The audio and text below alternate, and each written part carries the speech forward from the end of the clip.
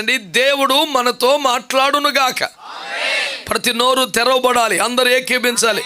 కళ్ళు మూసుకొని వినేవాడు, తలంచుకొని వినేవాడు, మొత్తం అందరూ మోర్మొచ్చు పొందుదురుగాక. గురుముఖస్య విద్యాలభ్యతే. చూస్తూ వింటేనే విషయం.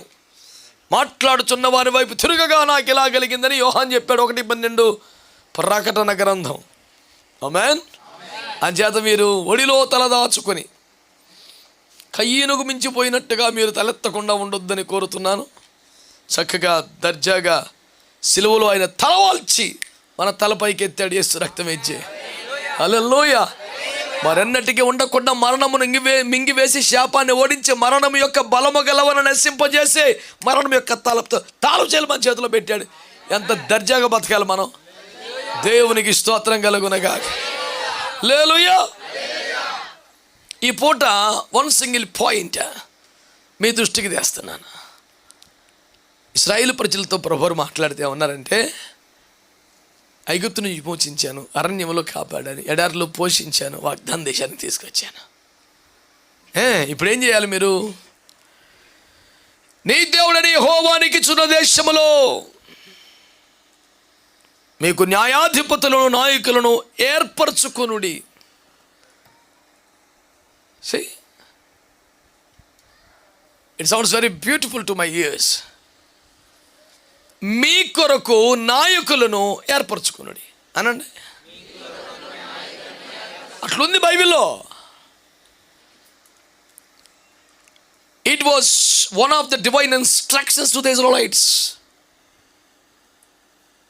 ఇక అర్థమైందా? దేవుడు తన ప్రజలకి కాపాడి సంరక్షించి విమోచించి వాగ్దాన దేశానికి తీసుకొచ్చి ఒక సూచన, ఒక నిర్ణయాత్మకమైనటువంటి సలహా ఇచ్చారు. ఏమంటున్నారు ఆయన? నీకు ఇచ్చిన గ్రామములన్నింటిలో గోత్రములకు న్యాయాధిపతులను నాయకులను ఏర్పరచుకోవాలి.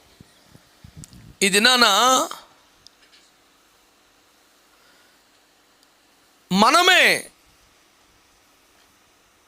మనమే మనకు న్యాయము తీర్చగలిగిన నాయకులను ఏర్పరచుకోవాలంట. Something very interesting. ఎవరో ఒక నాయకుడు ఉంటే ఆయన కింద పనిచేయడం వ్యవహారం సాధారణంగా రివాజుగా ఉండింది. కానీ దేవుడు విమోచించబడిన స్వతంత్రులైన దాస్యపు కాడి విర్రగొట్టి ఆశీర్వాదపు స్వేచ్ఛను ప్రసాదించిన తన ప్రజలతో మాట్లాడుతూ, నీవు మీ గోత్రములో మీ గ్రామంలో చక్కగా తీర్పు తీర్చగలిగి న్యాయము చెప్పగలిగిన ఒక నాయకుని ఏర్పాటు చేసుకో అని అంటున్నాడు. ఇశ్రాయేలు చరిత్రాన్ని గ్రామాల్లో గోత్రాల్లో వారి ప్రాంతాల్లో ఉన్నటువంటి ఆ పరంపరని వైవిధ్యాన్ని మీ ముందు పెట్టాలనే ఆసక్తి నాకు లేదు. కానీ ఒక్క ఆలోచన ప్రభు ద్వారా మీకు ఇస్తున్నాను. అదేంటంటే, మన దేవుడు తన ప్రజలమైన మనలను నాయకులను కలిగి ఉండమని హెచ్చరించుచున్నాడు. That's all my message. 100 మాటలు లేవు, సూటిగా ఒకటే. Bible is encouraging Christians, his people, to have leaders in their life. ఒక నాయకత్వం, అనుచరణ ఇదంతా బైబిల్ ప్రతిపాదిత వ్యవస్థ. This kind of system was organized and ordained by God himself. దేవుని చేత వ్యవస్థాపించబడ్డ ఒక పద్ధతి, ఒక క్రమం ఆత్మీయ నాయకత్వం అనేది. దీనికి సంబంధించి దేవుని ఐడియాలజీ, భావజాలం మనకు అర్థం కావాలి. ఎవడో తెలివైనోడు మేధావి పెట్టిన సిస్టమ్ కాదు ఇది. ఇంకా ఆ రోజుల్లో ఇక మరి పెద్దలు ఇలా పెట్టారండి కాదు, పెద్దలు పెట్టింది కాదు. నన్ను మీ ముగ్గురు లేచి ఇక్కడ రండి.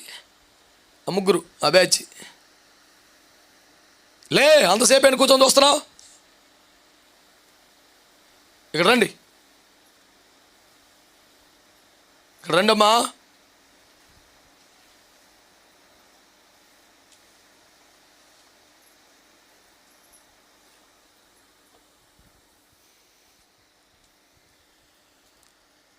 చిన్నపిల్లలు కానీ, పెద్ద పిల్లలు కానీ, ఆడపిల్లలు కానీ, మగపిల్లలు కానీ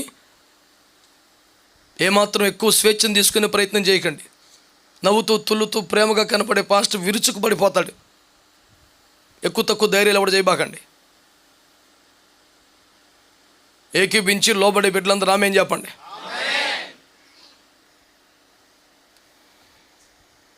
అలా కాని పక్షంలో ఎంటర్టైన్మెంట్ చర్చలు కుప్పలు తెప్పలు చచ్చినాయి. ఎక్కడి దగ్గర సెటిల్ అయిపోండి. సొల్లు వేసుకోవటానికి, సోది వేసుకోవటానికి కాదు.